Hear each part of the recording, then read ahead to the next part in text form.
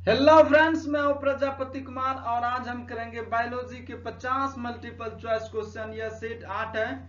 इससे पहले हमने 7 सेट कंप्लीट कर लिया। आप प्लेलिस्ट में जाकर के चेक कर सकते हैं। यह बिहार दरोगा मेंस और बिहार एसएससी मेंस के लिए बहुत महत्वपूर्ण क्वेश्चन है। तो आइए लगाते हैं यह मल्टीपल चॉइस क्वेश्चन।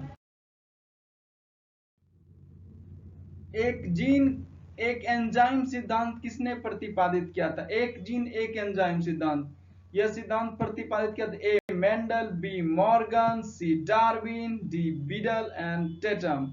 तो इसका आंसर होगा एक का डी बीडल एंड टेटम ने एक जीन एक एंजाइम सिद्धांत प्रतिपादित किया था। नेक्स्ट, आधुनिक आनुवांशिकी का जनक माना जाता है Gregor Mendel, B Watson and Crick, C William Bateson, D Kornberg. तो क्वेश्चन नंबर 2 का आंसर होगा ए ग्रीगर मेंडल जो है यह आधुनिक आनुवांशिकी का जनक माना जाता है, यानी आधुनिक आनुवांशिकी का पिता कहा जाता है। नेक्स्ट 3, आनुवांशिकी की आधारभूत इकाई जीन का सबसे पहले प्रयोग में संश्लेषण किया था। तो किस वैज्ञानिक ने जीन को सबसे पहले प्रयोगशाला में संश्लेषण किया था? A Watson and Crick, B Gregor Mendel, C Arthur Kornberg. इनमें से कोई नहीं। तो क्वेश्चन नंबर 3 का आंसर होगा आर्थर एंड कॉर्नबर्ग ने सबसे पहले जीन को प्रयोगशाला में संश्लेषण किया था। नेक्स्ट, वह गुणसूत्र जो मनुष्यों में लिंग का निर्धारण करता है उसे लिंग गुणसूत्र कहते हैं। सही यहां तक। अन्य गुणसूत्रों को क्या कहते हैं?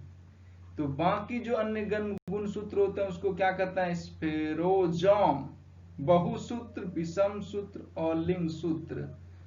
तो उसको कहते हैं अलिंग सूत्र। बाकी के अन्य गुणसूत्र को, जिसमें लिंग निर्धारण गुणसूत्र को छोड़ करके बाकी के गुणसूत्र जो होते हैं उसको कहते हैं अलिंग सूत्र। आंसर। निम्नलिखित में से कौन सी बीमारी आनुवांशिक है? ए हीमोफीलिया, बी फिनाइल कीटोनरिया, सी दात्र कोशिका रक्त न्यूनता, उपरोक्त सभी। तो निम्नलिखित में जितने सारे ये ऑप्शन हैं सभी सही है। ये सभी आनुवांशिक बीमारी हैं। तो याद रखिएगा, हीमोफीलिया तो बहुत सबको पता है, लेकिन ये दो फिनाइल कीटोनूरिया एवं दात्र कोशिका रक्त न्यूनता ये भी एक आनुवांशिक बीमारी है। तो आंसर होगा all of the above. 5 number का क्वेश्चन का आंसर होगा डी। एक श्वेत वर्ण स्त्री एक काले पुरुष से विवाह करती है। उनके 4 बच्चे होते हैं, 2 लड़के और 2 लड़कियां। तो किस अनुपात में यह बच्चे काले होंगे? तो यह सीधा सा कहना चाहता है कि एक स्त्री है, गोरी है, वह काले पुरुष से शादी करती है। तो उन 4 बच्चे होते हैं, 2 लड़के हैं 2 लड़कियां। तो वह अनुपात खोजता है कौन सा होगा। तो वो किस अनुपात में काले होंगे? तो बच्चे काले होने की संभावना क्या है? 100%, 50%, 25%, इनमें से कोई नहीं। तो इसमें है कि आंसर इसका होगा कि कोई नहीं, क्योंकि बच्चे चारों के चारे गोरे भी हो सकते हैं या चारों के चारों काले भी हो सकते हैं। तो इसमें कुछ कह नहीं सकते कि कितने बच्चे गोरे होंगे कितने काले होंगे। नेक्स्ट, कुछ मानव रोग आनुवांशिक तौर से नियंत्रित होते हैं। यह सबसे पहले किसने प्रमाणित किया था? A Gerard, Gregor Mendel, C Watson and Crick, D William Bateson. तो सबसे पहले यह क्या था? ए गेरार्ड ने क्या प्रमाणित किया था कि कुछ रोग आनुवांशिक तौर से नियंत्रित होते हैं। तो इसका आंसर होगा ए। इनमें से कौन सी बीमारी आनुवांशिकी द्वारा नियंत्रित होती है? तो आनुवांशिकी द्वारा बीमारी कौन है जो नियंत्रित होती है? ल्यूकेमिया ए, बी अरक्तता, सी एक्लेप्टोनूरिया, डी उपरोक्त सभी। तो 8 नंबर क्वेश्चन का आंसर होगा सी। एक्लेप्टोनूरिया जो है यह आनुवांशिकी द्वारा नियंत्रित होती है, एक बीमारी का नाम है।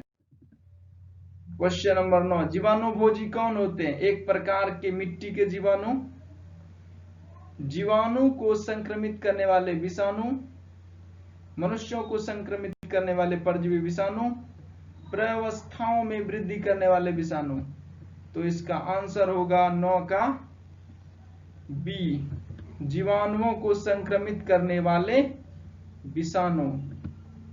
तो क्वेश्चन 9 का आंसर बी। निम्न में से अंडे देने वाले स्तनधारी कौन है? उदबिलाव, opossum, kangaroo, duck billed, platypus. तो क्वेश्चन नंबर 10 का आंसर होगा D, duck billed platypus. Next, विश्व में सबसे बड़ा जीवित पक्षी है? शुतुरमुर्ग, कैसोबरी, एल्वेट्रॉस, एलिफेंट्स बर्ड। तो क्वेश्चन नंबर 11 का आंसर होगा ए, विश्व में सबसे बड़ा जीवित पक्षी है शुतुरमुर्ग। नेक्स्ट, भारत में पाया जाने वाला एकमात्र कपी है? कौन सा वह कपी? कपीस बंदर की प्रजाति है। तो गोरिल्ला, चिंपांजी, ओरंगुटान, हुलो गिब्बन। तो यह भारत में पाए जाने वाला एकमात्र कपी है हुलो गिब्बन। आंसर 12 का डी। रजोनिवृत्ति साधारणतः निम्न आयु में होती है। रजोनिवृत्ति तो कितने निम्न आयु में होती है? 30 से 35, 35 से 40 वर्ष, 40 से 45 वर्ष, 45 से 50 वर्ष। तो क्वेश्चन नंबर 13 का आंसर होगा डी, रजोनिवृत्ति साधारणतः 45 साल से 50 साल के बीच में स्टार्ट हो जाती है। नेक्स्ट, ताजे निकले मूत्र में कोई खास गंध नहीं आती, लेकिन कुछ समय बाद उसमें अमोनिया जैसी तेज गंध आने लगती है, क्योंकि इसका कारण है यूरिक अम्ल और यूरिया अमोनिया में बदल जाते हैं। बी, जीवाणुओं द्वारा यूरिया अमोनिया में बदल जाते हैं। सी, यूरिया चक्र से यूरिया अमोनिया में बदल जाते हैं। डी, यूरिक अम्ल यूरिया और क्रिएटिनिन को अमोनिया में परिवर्तन हो जाता है। तो 14 नंबर का क्वेश्चन का आंसर होगा बी, कि जीवाणुओं द्वारा यूरिया अमोनिया में बदल जाता है, इसलिए हमें कुछ देर बाद तेज गंध आने लगती है। नेक्स्ट, निम्न में से कौन सा कोशिकांग श्वसन क्रिया से संबंधित है? तो कौन सा कोशिकांग है? हरित लवक, केंद्रक, राइबोसोम, माइटोकॉन्ड्रिया। तो 15 नंबर क्वेश्चन का आंसर होगा माइटोकॉन्ड्रिया जो है वह कोशिका अंग श्वसन कोशिकांग से संबंधित है। माइटोकॉन्ड्रिया को power house of the cell भी कहा जाता है। नेक्स्ट, हृदय की मरमर का कारण है? छोटी महाधमनी, हृदय महाधमनी,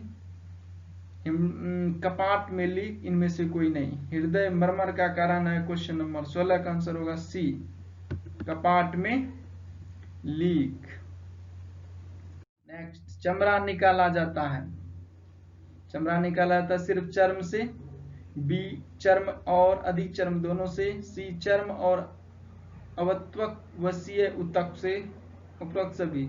तो चमड़ा जो निकाला जाता है सिर्फ चर्म से निकाला जाता है।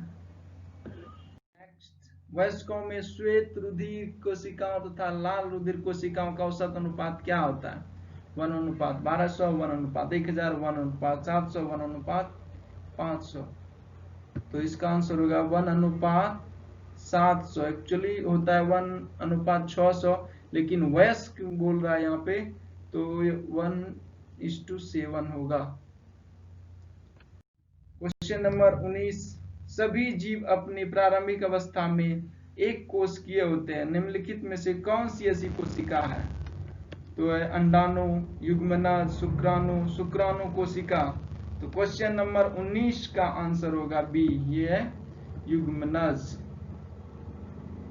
क्वेश्चन नंबर 20, तारपीन प्राप्त किया जाता है? चीड़ से, ओक से, देवदार से और शुद्ध पेट्रोलियम से। तो तारपीन जो है यह चीड़ से प्राप्त किया जाता है। नेक्स्ट, सबसे छोटी जीवित कोशिका है? विषाणु की, जीवाणु की, कवक द्रव्य की, फफूंदी की, फफूंदी। तो क्वेश्चन नंबर 21 का आंसर होगा सी, सबसे छोटी कोशिका, जीवित कोशिका है कवक द्रव्य की। कपास रेशा प्राप्त होता है बीज से, पत्तियों से, तने से, फलों से। तो कपास रेशा जो प्राप्त होता है वो हमें बीज से प्राप्त होता है। तो 22 का आंसर होगा ए। नेक्स्ट, किस देश को दुनिया का शर्करा कटोरा कहा जाता है? A Cuba, B Bharat, C America, D इनमें से कोई नहीं। तो यहाँ पर बोल रहे हैं कि ए क्यूबा एक देश है जहाँ पर चीनी बहुत मात्रा में उत्पादन होता है। इसको दुनिया का चीनी का कटोरा बोलते हैं या शर्करा का कटोरा कहा जाता है। नेक्स्ट, निम्न में कौन सा राज्य भारत का सबसे बड़ा कॉफी उत्पादक है? तो इन निम्नलिखित में राज्य हैं केरल, कर्नाटक, उड़ीसा, पश्चिम बंगाल। बताइए इनमें से कौन सा सबसे ज्यादा कॉफी उत्पादन करता है? तो 24 का आंसर होगा बी, कर्नाटक सबसे ज्यादा कॉफी उत्पादन करने वाला राज्य भारत में। संयुक्त राज्य में सूती वस्त्र उद्योग का आरंभकर्ता किसे माना जाता है? ए सैमुअल विक्टन को, बी सैमुअल स्लेटर को, सी वास्को डिगामा को, डी इनमें से कौन है? 25 नंबर क्वेश्चन का आंसर होगा बी, सैमुअल स्लेटर को संयुक्त राज्य में सूती वस्त्र उद्योग का आरंभकर्ता माना जाता है। लैंगिक परिपक्वता के समय गैलस की आयु कितनी होती है? 21 दिन, 60 दिन, 120 दिन, 150 दिन से 180 दिन। तो 26 नंबर क्वेश्चन का आंसर होगा डी, 125 दिन से 180 दिन। नेक्स्ट, पशुधन में सबसे ज्यादा बच्चे देने वाली नस्ल है? सुकर, ब्रोइलर, भेड़ बकरियां, श्वेत लेगहॉर्न, कुक्कुट। तो पशुधन में सबसे ज्यादा बच्चे देने वाली नस्ल है ए सुकर। निम्न में से राजस्थान में किस नस्ल की भेड़ की ऊन अति उत्तम है? तो कौन सी नस्ल की भेड़ अति उत्तम है? चोकला, नाली, सी मागरा, डी मारवाड़ी। तो 28 नंबर क्वेश्चन का आंसर होगा ए चोकला।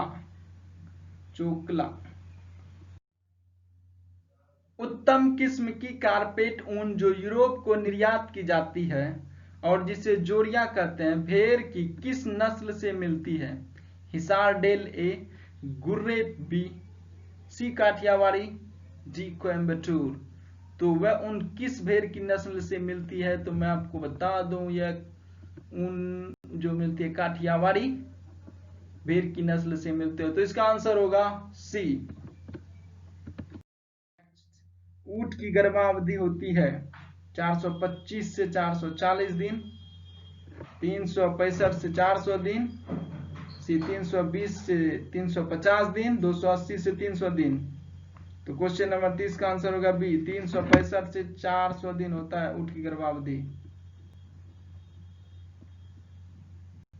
नेक्स्ट, ऐसे मवेशी जिनमें गायों से ज्यादा मात्रा में दूध मिलता है परंतु बैल बेकार भारवाही पशु है, तो वो है कौन सा? दवी प्रयोजन नस्लें, दुधारू नस्लें, भारवाही नस्लें, उपरोक्त सभी। तो इसका आंसर होगा बी, दुधारू नस्लें। नेक्स्ट, मवेशियों के ऊपर वाले जबड़े में स्थायीकृत दांतों की संख्या कितनी होती है? मवेशियों का जो ऊपर वाला जबड़ा होता है उसमें कितने दांत होते हैं? तो बता दो 8, 4, 2, 0। तो इस ऊपर वाले जबड़े में मवेशियों को कोई दांत नहीं होता है, 0।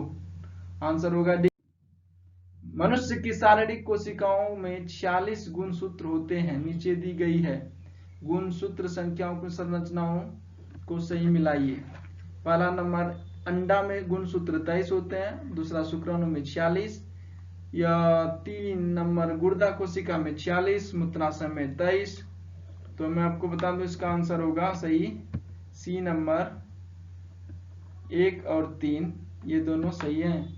अंडे में 23 गुणसूत्र होते हैं और गुर्दा कोशिका में 46 होते हैं। नेक्स्ट, नाइट्रीकरण का क्या अर्थ होता है? वायुमंडल की ऑक्सीजन का स्थिर होना, अमोनिया का नाइट्रेट में ऑक्सीकरण, नाइट्रेट का आणविक ऑक्सीजन में विघटन, विक्टन, नाइट्रेट का अमोनिया में विक्टन। नाइट्रीकरण का अर्थ होता है 34 का आंसर होगा बी, अमोनिया का नाइट्रेट में ऑक्सीकरण। तो आंसर होगा बी, अमोनिया का नाइट्रेट में ऑक्सीकरण। कैंसर एक जानलेवा बीमारी है क्योंकि इसमें ट्यूमर में तेजी से वृद्धि होती है, जैविक अंग नष्ट हो जाते हैं, इसके होने से कोशिका उत्तक के अंगों में असामान्यता आ जाती है, इनमें से कोई नहीं। तो 35 का आंसर होगा बी, कैंसर जो है यह जैविक अंग को नष्ट कर देता है, इसके कारण आदमी की मृत्यु हो जाती है, इसलिए जानलेवा बीमारी है कैंसर। मलेरिया फैलाने के अलावा एनोफिलीज मच्छर और किसका रोग वाहक है? डेंगू बुखार, फील पांव, मस्तिष्क पित्त बुखार। तो 36 का आंसर होगा बी, फील पांव। नेक्स्ट, पोलियो का पहला, यहाँ पर पोलिया नहीं होगा, पोलियो का पहला प्रभावशाली टीका निम्नलिखित में किसने तैयार किया था? Robert Edwardson, James Simpson, Jonas Isaac, John Hansom Gibbon. तो पोलियो के टीका का खोज किसने किया था? तो आंसर होगा जोनास ईसाक, आंसर होगा सी। जो रोग गृहमक्खी द्वारा नहीं फैलता है वह है, यहाँ पर याद रहे नहीं फैलता है, हैजा, पेचिस, डेंगू बुखार, आंत्र बुखार। तो 38 का आंसर होगा सी। यह जो है डेंगू बुखार जो है यह घरेलू मक्खी द्वारा नहीं फैलता है, बाकी हैजा, पेचिस, आंत्र बुखार ये घरेलू मक्खी द्वारा फैलता है। इनमें से कौन सा रोग जीवाणु से होता है? आलू की अगेती अंगमारी, गेहूं का अनावृत कंड, सी ईख का लाल विगलन, डी ईख की लाल धारी। तो इनमें से जीवाणु से जो रोग होता है ईख की लाल धारी। हाँ, ईख के गन्ने में बीमारी होते हैं लाल धारी। तो 39 का आंसर होगा डी। इनमें से कौन सा पादप रोग विषाणु द्वारा होता है? एस्टर पीत रोग, जौ का पीत वामन रोग, चुकंदर, कुंचिताग, उपरोक्त सभी। क्वेश्चन नंबर 40 का आंसर होगा डी, उपरोक्त सभी जो है यह पादप विषाणु द्वारा होता है ये सारे रोग। नेक्स्ट, सेब का जल क्रोध रोग होता है। सेब का जो जल क्रोध रोग होता है कैसे होता है? बोरॉन की कमी से, जीवाणु संक्रमण से, कवक संक्रमण से, उच्च तापमान से। तो इसका आंसर होगा उच्च तापमान से सेब में जलक्रोध रोग होता है। पेनिसिलिन प्रतिजैविक निम्न में मिलता है? जीवाणु से, विषाणु से, कवक से, संश्लेषित साधनों से। 42 का आंसर होगा सी, कवक से हमें मिलता है। तो किससे मिलता है? सी, कवक से। नेक्स्ट, प्रतिजैविक एम्पिसिलिन एक संश्लेषित दवा है, जीवाणु से बनाई जाती है, पादप निष्कर से बनाई जाती है, अर्ध संश्लेषित दवा है। तो 43 का आंसर होगा डी, प्रतिजैविक एम्पिसिलिन यह एक अर्ध संश्लेषित दवा है। नेक्स्ट, पादप रोगों के लिए सबसे पहले निम्न कवक नाशक की खोज हुई? नाइट्रोसन, सुरामीन, डीडीटी, बोर्डेक्स मिश्रण। तो 44 का आंसर होगा डी, बोर्डेक्स मिश्रण। इनमें से कौन सा पादप रोग जीवाणु के कारण होता है? गेहूं का टुंडू रोग, सिट्रस पस्ट मारी, मूंगफली का टिक्का रोग, टमाटर का पर्णकुंज। तो 45 नंबर क्वेश्चन का आंसर होगा गेहूं का टुंडू रोग। निम्न मसालों में से फूल की कलियों से प्राप्त होने वाला मसाला है? ये जो मसाला देख रहे हैं लौंग, जीरा, धनिया, जायफल, बताइए कि वह मसाला इसमें कौन सा है जो कि फूल की कली से प्राप्त किया जाता है? तो आंसर उसका होगा लौंग। लौंग जो है ये फूल की कली से प्राप्त होता है। निम्न में से जड़ से प्राप्त होने वाले मसाला हैं? तो बताइए, हल्दी, लौंग, दालचीनी, इनमें से कोई नहीं। तो आपको पता होगा 47 का क्वेश्चन होगा आंसर डी, इनमें से कोई नहीं है।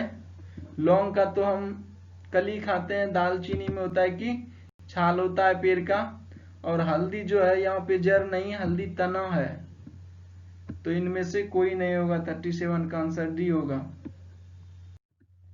हरे पादपों के लिए इनमें से कौन सा कथन सत्य है? पत्तियां पादपों का श्वसन अंग है, वह रात को श्वसन और दिन में प्रकाश संश्लेषण करते हैं। सिर्फ हरे पादपों में प्रकाश संश्लेषण क्रिया होती है। वे प्राणियों की तरह हर समय श्वसन करते हैं, लेकिन दिन में प्रकाश संश्लेषण की दर श्वसन दर से अधिक होती है। तो 48 नंबर क्वेश्चन का आंसर होगा डी, वे प्राणियों की तरह हर समय श्वसन करते हैं। कौन? पौधे हर समय श्वसन करते हैं, लेकिन दिन में प्रकाश संश्लेषण की दर जो होती है ना, श्वसन दर से अधिक होती है। D is the correct answer. Question number 49, कुछ पादप निषेचन के बिना फल उत्पादन करते हैं, इस प्रक्रिया को क्या कहते हैं? अपयुग्मन, युक्तांडपता, अनिषेक फलन, व्युत्तांडपता। तो 49 का होगा सी, हाँ, अनिषेक फलन। तो ये पादप जो है निषेचन के बिना फल उत्पादन करते हैं, अनिषेक फलन। लिटमस निम्न में से मिलता है, किससे मिलता है? शैवाल, जीवाणु, कवक, लाइकेन। तो 50 का आंसर होगा, लोगों को पता होगा कि लिटमस में लाइकेन से मिलता है। Thanks for watching, like share and subscribe my channel. आपको अच्छा लगा तो जाकर हमारे प्लेलिस्ट में देखिए, और सारे वीडियो है। ये थोड़ा सा वीडियो टफ था, थोड़ा सा क्वेश्चन मॉडरेट था, कुछ इजी भी था, लेकिन ऑल मिलाकर के कंपटीशन आजकल टफ होता जा रहा है, तो मैं थोड़ा सा कुछ टफ क्वेश्चन इसमें 1-2 डालता हूं। तो चलिए, अगेन थैंक्स फॉर वाचिंग।